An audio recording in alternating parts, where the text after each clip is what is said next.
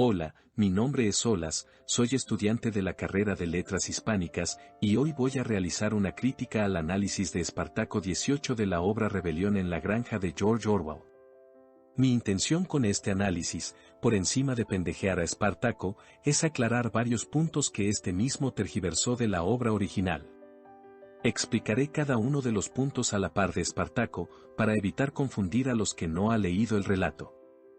Primero que nada, hay que preguntarse si Espartaco realmente leyó, o siquiera escuchó un audiolibro de la obra original, porque al momento de narrarla menciona cosas que en la novela original no sucede, o se salta otras que son muy importantes para la trama. El motivo por el que hago esta crítica es porque Rebelión en la Granja nació como una crítica satírica al totalitarismo soviético, y no al comunismo como el canciller menciona tanto en su miniatura como al comienzo de su video. Y, ¿por qué a mediados de este año y como proyecto final realicé yo también un análisis a la obra de Orwell con una perspectiva formalista rusa, con la diferencia de Espartaco, que yo sí leí el libro? A todo esto, si se preguntan por qué tardé tanto tiempo en realizar la crítica, es porque sigo trabajando en proyectos finales, pero no se preocupen, cada que el canciller siquiera se le ocurra acercarse a la literatura, ahí estaré para criticar cada uno de sus desaciertos, y entienda que la literatura no es fantasear con que es un gladiador, sino que tiene una técnica como cualquier arte. Hoy, en la palabra del Señor, os vengo a contar de un libro y película que me ha encantado bastante, que es uno de los mejores que he visto y he leído o escuchado en el año que se trata de la Rebelión de la Granja, o Rebelión en la Granja de George Orwell. Empezando con el video, Espartaco menciona una adaptación cinematográfica de la obra de Orwell. El problema es que no nos da más detalles de cuál exactamente es la que analizó, pues hay una adaptación del año 1954 y otra de 1999, para próximos análisis recomendaría a que proporcione más detalles, como el año de estreno o director encargado de la película. Magnífico, magnífico autor. Hoy le vamos a tirar fuerte al comunismo, fuerte al socialismo, fuerte al victimismo y fuerte a la tiranía. Como fun fact, a Arthur Blair, como lo conocemos todos, George Orwell era socialista, y esto se aborda en el prólogo inédito de la obra de nombre Libertad de Prensa. Esto le valió una censura silenciosa donde 4 editoriales distintas rechazaron publicar Animal Farm o Rebelión en la Granja, por cuestiones de que se tenía prohibido criticar el régimen soviético. Hago este énfasis para que Espartaco vea que el hombre al que reconoce era un socialista, y también ateo, ya que estamos. Como bien saben, yo estoy en pos de la dictadura, de dictar a la gente lo que se debería de hacer. Pero eso se puede malinterpretar, ¿no es así? ¿Quién eres tú para decirnos qué es lo que debemos de hacer? Si fuésemos personas sabias, yo no me estoy incluyendo, las personas sabias que fuesen al poder, las que de verdad se preocupan por tu bien. En este punto, hay que analizar de qué está hablando Espartaco, en primero porque poco o nada tiene que ver con el análisis, pero igualmente me pareció interesante. Esto que dice el canciller lo podemos observar en el libro Vi de la República de Platón, en donde el filósofo clásico afirma que el mejor modelo de gobierno es la aristocracia, que sugiere que solo los más notables de un estado tienen derecho a gobernar. Lo interesante y a su vez contradictorio, es que posterior cita a Maquiavelo, el cual en lugar de la aristocracia, veía el gobierno ideal y realista como una monarquía. Como decía Maquiavelo, Juan Maquiavélico. No creas la clase de idiotas que hay por aquí. Una persona sabia en el poder, que tome las decisiones que se deben de tomar, que gobierne con puño de hierro, puede llevarnos a los mejores resultados, a pesar de que nosotros en un principio no queramos o no lo queramos reconocer. En el caso del comunismo es diferente, porque una cosa es que te dicten lo que tienes que hacer y otra cosa es una tiranía. Hay que tener cuidado a quien citamos de forma directa o indirecta. Ahora Espartaco vuelve a Platón al reconocer que la tiranía es uno de los peores modelos de gobierno. La dictadura del mal, la dictadura de nuestros intereses personales. Una cosa es lo que yo quiero, como bien para mí, como bien para mi pueblo, y otra cosa es el bien para el pueblo, lo objetivamente bueno, lo que más nos funciona como sociedad. Y es algo muy natural, ¿no? El comunismo es algo muy natural, o en esta novela se le llamaría como animalismo, es lo más natural. Unión entre todos, no hay distinción, todos los animales, todas las personas somos iguales. Hasta ahí no hay ningún problema, ¿no? Hasta que los primeros días de todo comunismo, de todo animalismo, es un mar de rosas, es un lecho de rosas. Espartaco aquí ya ha saltado al tercer capítulo de la obra, sin darnos un contexto o perspectiva acerca de cómo fue escrita, o el significante de las palabras que usa Orwell para transmitir una idea. Vaya, más que un análisis parece una interpretación del mensaje de la obra, y uno que, además, está errado. Todo va sobre ruedas como miel sobre hojuelas. Todos los años son así. Pasó en la Unión Soviética. La Unión Soviética fue la primera en llegar a la Luna, si mal no estoy, ¿no? En llegar al espacio.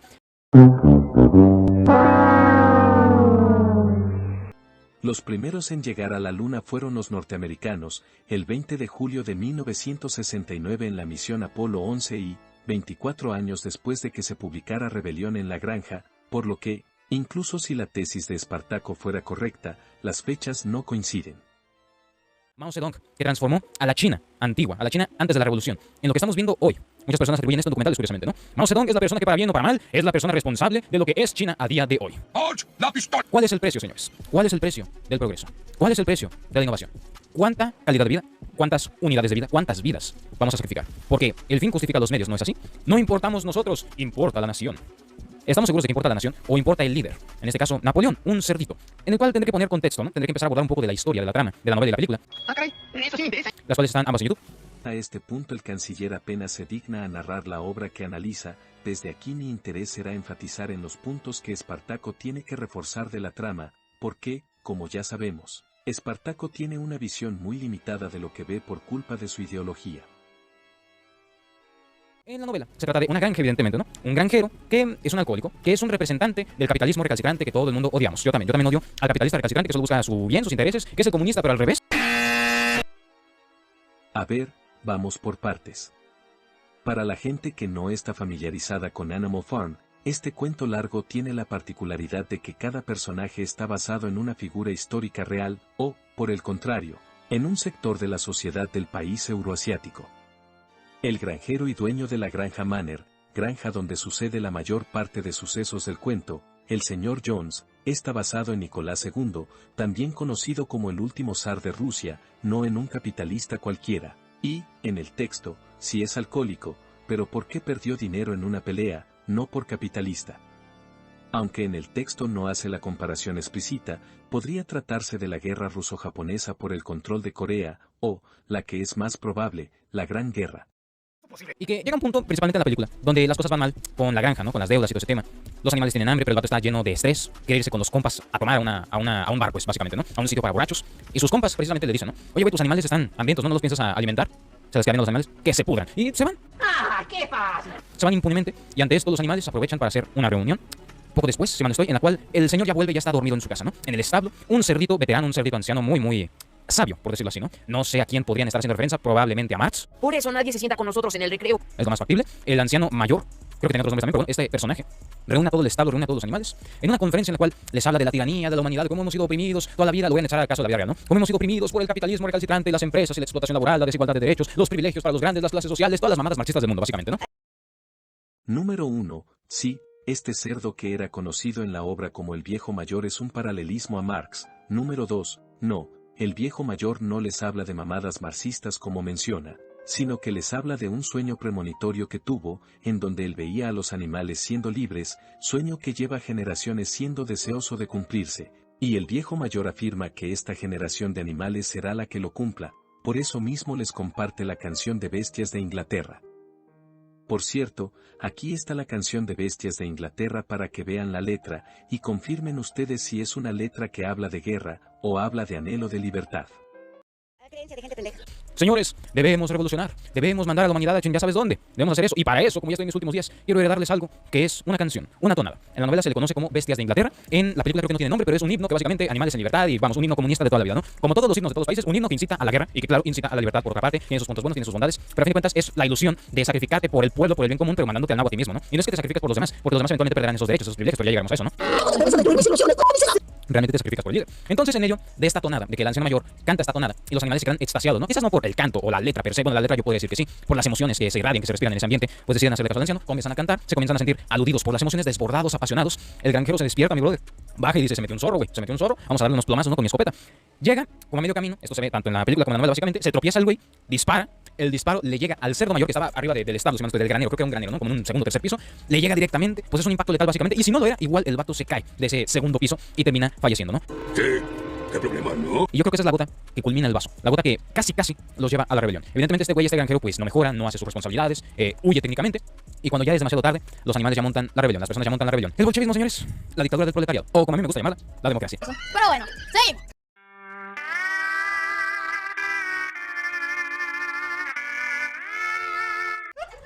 Entonces, pasa esta revolución. Los animales echan a patadas al humano o a los humanos, a su familia, a sus compas, terminan huyendo a un bar en esta distopia, en este mundo alterno. Los animales... Hay que tener cuidado con los términos que se utilizan. Animal Farm no entra por completo en el género de distopía, porque para distopías tenemos 1984 y Un Mundo Feliz. Animal Farm, como mencioné al comienzo, es una sátira, es decir, una crítica burlesca que se vale de recursos como la ironía, la parodia y la exageración, mas no es una distopía. Son estos pequeños detalles los que empobrecen un análisis. Pueden hablar, se pueden comunicar, pueden tener esta inteligencia evidentemente que estamos viendo, se pueden organizar, y ante el fallecimiento del viejo mayor, hay técnicamente dos cerditos que llegan al poder, ¿no? Me recuerda muchísimo a Stalin y el otro que sería, a ver, el Stalin se llama Napoleón en esta distopia, ¿no? Y el otro se llama Snowball, que es un Trotsky, ¿no? Que era, a ver, no era un Stalin precisamente, tiene sus puntos buenos, no le sé mucho a ese carnal, pero lo podemos referenciar de esa manera, ¿no? Con Trotsky. Este punto, ahora que lo veo se me hace importante de destacar. Y es que como mencioné con anterioridad, cada personaje de la obra está basado en un personaje histórico real. Pero el hecho de que haya podido diferenciar a Lev Trotsky, pero no a Marx, o a Nicolás II, me hace sospechar que el canciller habría visto un resumen o análisis rápido de la novela, en lugar de indagar en ella, que estaría bien, si fuera una lectura personal, no hay obligación de sacarle todo el jugo a las obras, a excepción si vas a hacer un análisis, porque en teoría estás dando una opinión profesional. Cabe recalcar que aquí Espartaco cae una situación que muchos lectores amateur cometen de manera accidental, y es que Espartaco adquiere una versión errada de Trotsky por culpa de la novela, y es que como dije anteriormente, este cuento goza de exagerar, no puedes asegurar que el Trotsky histórico sea idéntico a su versión parodiada, por mera lógica. Resulta que poco a poco el tema de los animales, pues vamos al alza, ¿no? Todos coordinados, todos ordenando. Los cerdos, pues como no sirven para animales, pero son buenísimos manipuladores. Stalin, la neta, te la rifaste, canal. Yo creo que te están haciendo la referencia como una calca, casi como Mao Zedong, pero no. Mao Zedong era todavía peor que Stalin, imagínense. Bueno, volvemos a esto. Y sí, la representación de Stalin como cerdo fue tan controversial, que fue uno de los motivos por los que la obra y su creador sufrieron para encontrar una editorial que los publicase. Hay que entender la obra como lo que es, por encima de una sátira o una parodia, es una crítica, y toda crítica hacia la Unión Soviética por parte de sus simpatizantes era censurada. Esto tiene que ver con algo que dices al final, que me parece sumamente fuera de lugar para el análisis, pero pronto llegaremos a eso. Los animales hacen su revolución, el himno de Inglaterra lo cantan una y otra vez, con cada día más fervor, levantan la granja, pero con fines comunistas. O sea, no tratar con humanos, hacen hasta sus 10 mandamientos técnicamente, ¿no? Todo aquello que se levante en 2 pies y no tenga alas, pues es un enemigo, ¿no? Aquello que sea en 4 patas, pues mejor, ¿no? No beber alcohol, todos los humanos son malos, no entrar a la casa de los humanos, no dormir en camas, porque las camas están hechas de plumas y la madre, no comerciar con humanos, etc. Entonces, bajo estos mandamientos, bajo el fervor, el comunismo, igual que el comunismo de Stalin, de Lenin, de Mao Zedong, al principio es una chingonería porque la gente tiene toda la energía del mundo y aparte que es un mandato imperial, lo de Mao Zedong.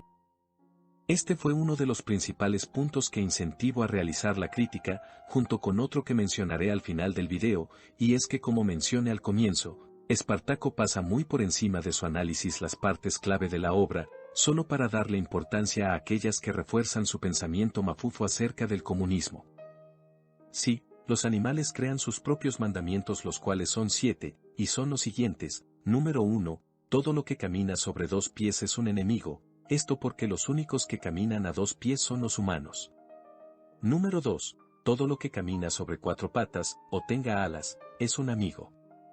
Número 3. Ningún animal usará ropa, porque están en contra de parecerse a los humanos. Número 4. Ningún animal dormirá en una cama, porque las camas son hechas a base del sufrimiento de animales, nadie merece estar cómodo a costa del sufrimiento de un camarada. Número 5. Ningún animal beberá alcohol, para evitar altercados como los que tenía el granjero Jones. Número 6. Ningún animal matará a otro animal, y el 7º mandamiento es, todos los animales son iguales. Es importante explicarlos para poder explicar cómo cambian a través de la obra y no limitarlo a un misero etc. Porque estos mandamientos son los que nos muestran cómo la corrupción y el totalitarismo empieza a distorsionar la idea original de la granja, metiendo variaciones sutiles en las reglas, hasta que llega un punto que sin darnos cuenta, los animales ya tenían la soga en el cuello, pero no solo porque el comunismo esté destinado a fracasar tal como plantea Espartaco, sino que nos muestra cómo una sociedad condenada a la corrupción y la dictadura está destinada al fracaso, siga el modelo socioeconómico que siga. Tardó años en construirse, tiene que verse los documentales. Era el rey de la manipulación de todo el planeta y de toda la historia, a mi parecer. Construyen su imperio. Todos animales unidos, fuertes. Pero desde ahí ya se estaba corrompiendo como que el Napoleón, ¿no? Como que ya esta búsqueda de poder, el poder corrompe absolutamente, lo mismo con Stalin, ¿no? Que se decía. De hecho, Si prestan atención al cuento desde el comienzo, Napoleón siempre fue alguien corrupto. Desde el segundo capítulo ya había engañado a las vacas robándole su leche, ya empezó a manipular a la audiencia de cerdos. Y básicamente desde el comienzo Napoleón ya había mostrado esta corrupción. Otra vez, Espartaco, presta atención a tu análisis. Sí, en parte me vendo a mí mismo la idea de que tengo que ser el hombre de acero, ¿no? Que técnicamente algo así significa Stalin. Es un hijo de puta militar de pendejo. Tengo que ser un hombre de acero, ni siquiera mi esposa debe de importarme, ni mi familia, ni eso me debe de afectar lo que les pase. Yo debo ser un hombre de hierro, debo ser el más chingón, pase lo que pase, el sacrificio que sea necesario, fin justifica los medios, todas esas jaladas que se transcriben o se traducen en Holodomor, el gran salto hacia adelante, los géneros rojos, etcétera, ¿no? Entonces llega un punto donde la corrupción empieza a emerger, como en todo comunismo, ¿no? Sí, las cosas iban como miel sobre hojuelas, pero empieza a haber esos peldaños, esos obstáculos, que los animales se sacan de onda, ¿no? Porque empiezan a manipular los mandamientos, empiezan a manipular las versiones, se da la primera batalla, la batalla del establo de las vacas, donde los humanos irrumpen con escopetas, o con algunas escopetas y palos, cosas así, irrumpen para volver a tomar el control, pero pues hay varios personajes, ¿no? En las películas hay perros protagonistas, caballos protagonistas, un caballo que se llama Pocho, que es básicamente el triple de un caballo normal, a nivel fuerza y esas cosas, hay ovejas que cumplen literalmente el papel de una oveja en la sociedad, o sea, repetir un mensaje, repetir sin cuestionarse, ser esas personas programadoras, ahí están las ovejas cumpliendo ese papel, los perritos, los anexan de su madre, los alejan definitivamente, y los vuelven máquinas de aniquilar, de eliminar obstáculos, de intimidación, básicamente la Guardia Roja, Juventudes Levianas Hit, ¿le suena? Técnicamente eso mismo también. Con este último comentario tiene más sentido todo su discurso, y es que, como ya sospechábamos todos, Espartaco no sabe diferenciar entre comunismo y totalitarismo. Es por eso por lo que todo su discurso se cae a pedazo cuando intenta explicarlo, pues mezcla teorías y sucesos. Puedo afirmar que lo más interesante de esta crítica no es el análisis que Espartaco realiza, sino que tan mal lo hace. Es socialismo, nos hagamos güeyes. Más lo mismo las SS, la Gestapo, como quieras llamar, ¿no? Estos güeyes empiezan a emerger, ¿no? Total. Tienen sus divisiones, cada animal tiene su fortaleza y todas esas ondas, pero hay algo que me llamó la atención justo al final de la novela, que es que ni los puercos ni los perros producen algo a nivel alimenticio como la gran mayoría de los otros animales, llámese pues, gallinas, vacas, etcétera. No producen eso, no producen lana. O sea, esos güeyes los tienes que agarrar que den algo, ¿no? Me refiero a los puercos pues, son pastores y otras cosas, ¿no? No me voy a enrollar en eso. Entonces, después de ganar la batalla del establo de las vacas, con algunas bajas, pero con los humanos, vamos, se fueron corriendo, hubo algunas bajas y empezaron a haber divisiones conforme a la victoria, ¿no? ¿Sabes qué? La neta deberíamos hacer un molino. Eso nos va a ahorrar un chingo de energía. En lugar de trabajar, creo que eran los 7 días de la semana, vamos a trabajar 3. Va a haber mucha más electricidad, agua tibia, agua caliente, comodidades, ¿no? Les iba a dar un chingo de cosas. Y llega Napoleón, porque este era Snowball, ¿no? Este era Trotsky, por decirlo así, ¿no? Llega Napoleón, el Stalin en potencia, y dice, no, la neta no. Y llega un punto, si mal no estoy, es en ese punto, donde ya se utilizan a los perros bebés, ¿no? A los cachorros. ¿Y sabes qué? De tanto que discuten, y que los otros animales están viendo nada más como discuten de que, sí, yo estoy de acuerdo con que quiero descansar más, pero lo que dice este otro güey, aunque no es tan factible, de que es comerciar, ¿no? Ya empiezan a tener las ideas de comerciar los huevos de las gallinas, de que las gallinas tienen que hacer ese sacrificio en nombre del animalismo. No te estoy dando a escoger. Siempre empiezan por algo bajo, pero eventualmente se expande a todos, ¿no? Y empiezan a tener estas discusiones, hasta que hay un punto donde Napoleón se harta y hace ¿cómo se llama? Un grito, básicamente, un rugido, se me fue la palabra. Llegan todos los perros, todos los cachorros, anexados de sus madres y todo ese pedo, las madres desconcertadas, directamente a perseguir a Snowball, a perseguir al carnal que genuinamente se estaba preocupando por el pueblo. El carnal que fue a la batalla a dar madrazos y a recibir madrazos, a recibir cortadas, a recibir de todos, mientras que Napoleón, ¿qué estaba haciendo? Y esto se referencia en todas las partes de la novela. Napoleón hasta atrás, Snowball en el frente de batalla, o al menos lo poco que duró, ¿no? Entonces lo corretean, le pisan los talones un chingo, pero eventualmente no consiguen nada. El vato se consigue escapar por un agujerito entre la hierba y ya le pierden la pista, los cachorros vuelven y se declara Snowball como el principal chivo expiatorio a partir de ese momento de todo lo que vaya a pasar de ahí en adelante, todos los problemas de la granja se le van a atribuir a ese güey. Este güey es un agente, siempre nos estuvo traicionando y le van corrompiendo el recuerdo de los animales, ¿no? Porque aquí se alude que los animales no saben. Estaría bueno que explicarás que esto es una crítica a la manipulación mediática por parte del gobierno hacia el pueblo, pero la verdad es que ya no espero nada. Leer, al menos los caballos, los que son menos inteligentes dentro de esta distopia, los menos inteligentes no saben leer, no tienen buena memoria. Entonces, ¿qué hace el puerquito? ¿Qué hacen los cerditos? Que son expertos en manipulación de que debes de repetirles una y otra vez. No, lo que pasa es que tú estás equivocado. Yo te voy a recordar cómo fue. Lo que pasó no es que, porque decía el caballo boxer, ¿no? Yo me acuerdo que Snowball estaba acá peleando a mi lado, que se llevó unos madrazos y repartió unos madrazos como nadie. Yo vi que ese güey arriesgó el callo, casi que hasta por mí, güey. Lo que tú dices es falso. Y llegan los cerditos, uno que es el compinche, ¿no? Que tiene un espiráculo acá, un lente acá bien raro en la película. Otro problema con Espartaco es que se le olvida mencionar a los personajes, o se les olvida su nombre, lo cual otra vez, empobrece la lectura. Para que todos me entiendan, es como si yo me pusiera a hacer un análisis de Harry Potter, y se me olvidara mencionar a Snape o McGonagall, siendo personajes claves en la trama. Aunque esto es una crítica y no un metaanálisis, me voy a tomar la tarea de explicar los personajes que a Espartaco se le olvidó. ¿Por qué no es posible que un texto tan estético y poético como Rebelión en la Granja se vea mugroseado de esta forma? Skealer es el personaje que Espartaco mencionaba, y es un cerdito. Sí, hay más cerdos aparte de Snowball y Napoleón. Skealer es una alegoría a los medios de comunicación que manipulaban los sucesos en la Unión Soviética. Recuerden que el texto lleva 80 años de existir, los medios de comunicación eran distintos entonces. Otros personajes importantes que Espartaco no menciona son Clover, una yegua y Benjamin, un burro amargado del que vemos de primera mano las consecuencias del totalitarismo de Napoleón. Tampoco menciona a Molly, a Muriel, a Frederick y Pilkington que eran los granjeros vecinos del granjero Jones o a Bimper.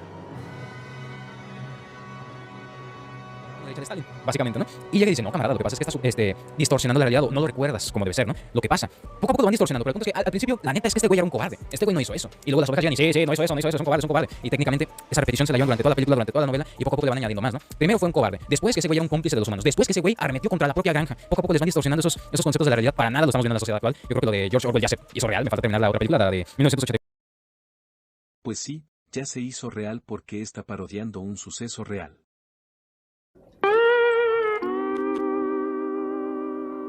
Se va a tener un video todavía más extenso, me imagino, pero bueno. Pasa eso, pasa la batalla del establo de las vacas. El líder, para nada raro, se da medallas a sí mismo, ¿no? ¡Ah, se mamó! Y Snowball ya, como les digo, chivo expiatorio para siempre. Pasan los años, o bueno, las estaciones, los meses. Y la problemática técnicamente siempre es la misma, ¿no? Oye, pero yo recuerdo que el mandamiento decía esto, tú recuerdas mal. El mandamiento siempre ha dicho esto. Mira cómo está escrito. Y mira, yo te lo puedo leer perfectamente. Lo que pasa es que ustedes no saben leer, pero yo sí sé leer, yo sí sé ver las cosas como son, técnicamente el comunismo de toda la vida, ¿no? Eso se va haciendo durante toda la película, durante toda la novela.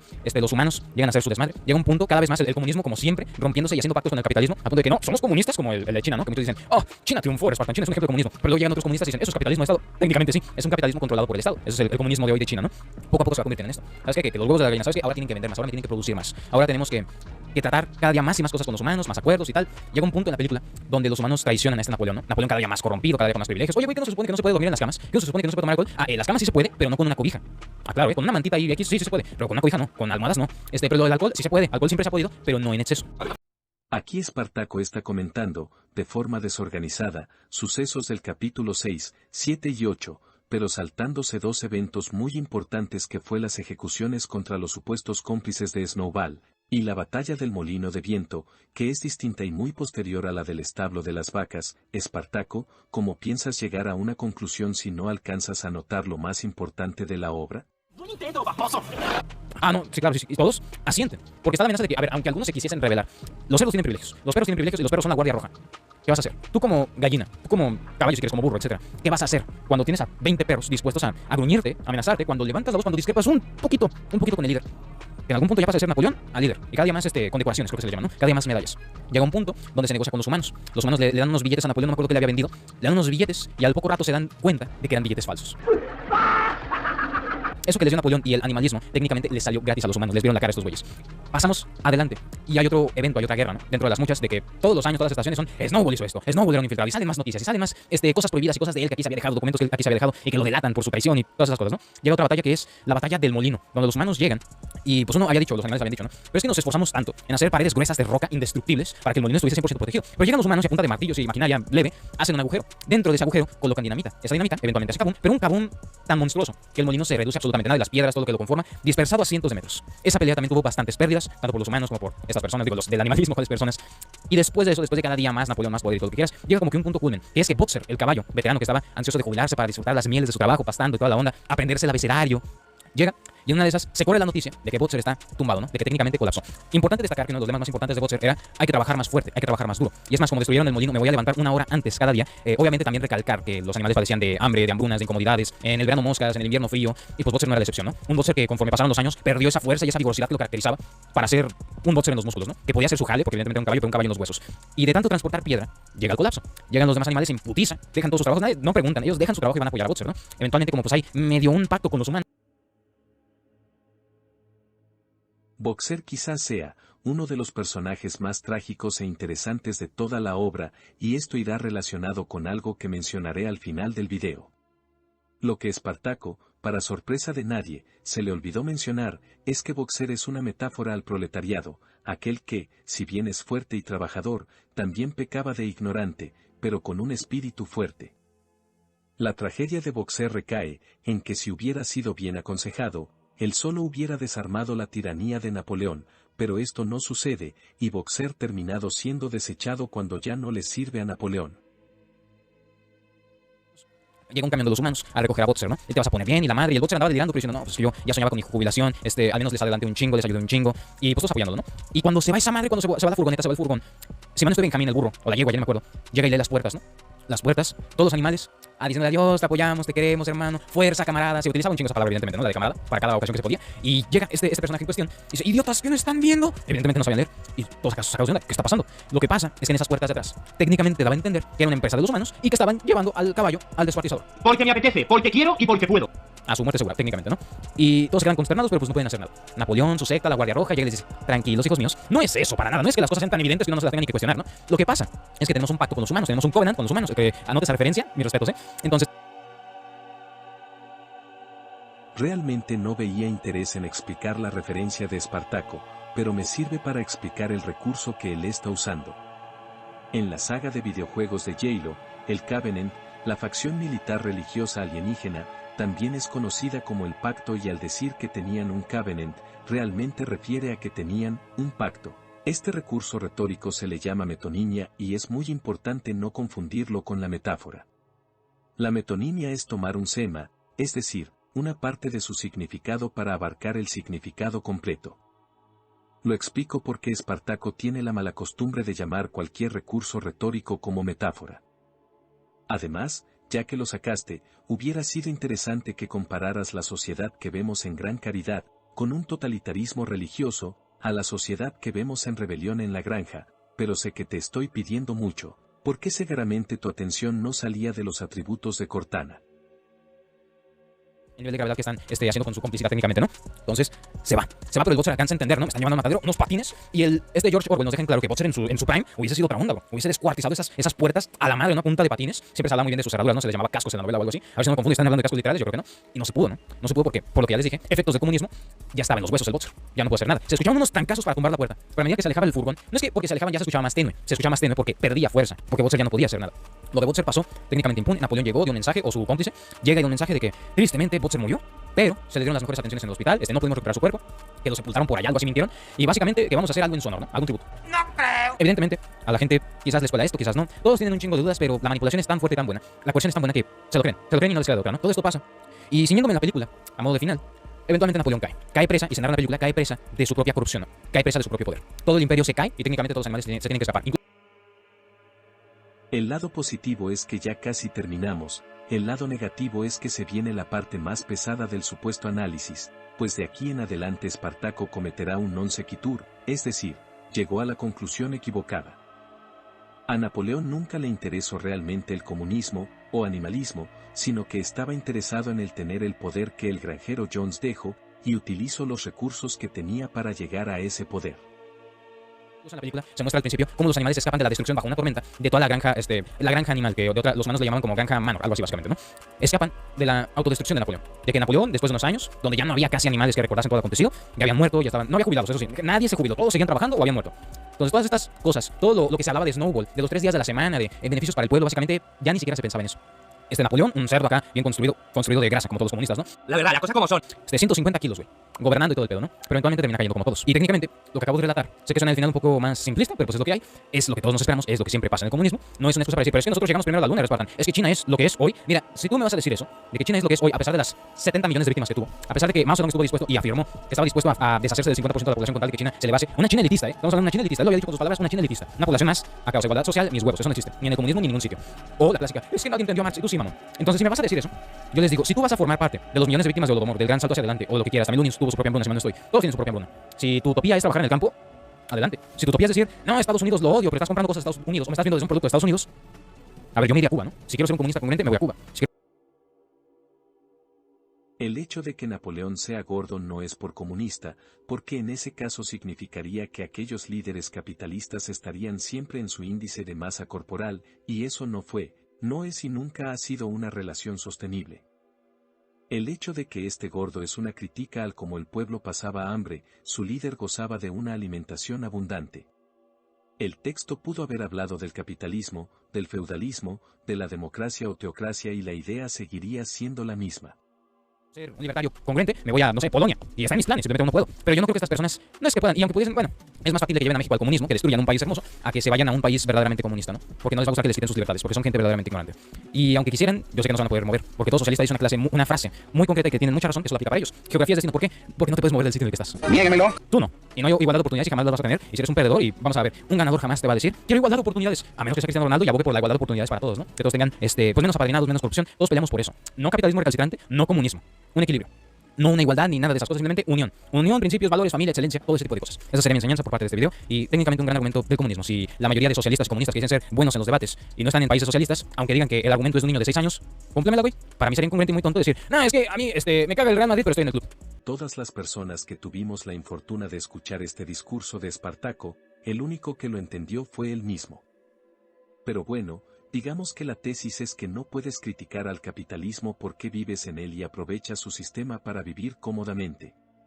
Esto es justo de lo que Orwell y MRX, personaje del texto Libertad de Prensa, discuten a mediados, que es absurdo que las críticas sean vistas como ataques de parte de un enemigo, o dicho de otra forma, todo es blanco o negro. Si atacas al capitalismo, eres comunista, y si atacas al comunismo, eres capitalista, y en su totalidad este no es el caso, y como ejemplo tenemos al mismo George Orwell, quien declarado socialista, escribió esta sátira contra el mayor exponente socialista en la historia universal.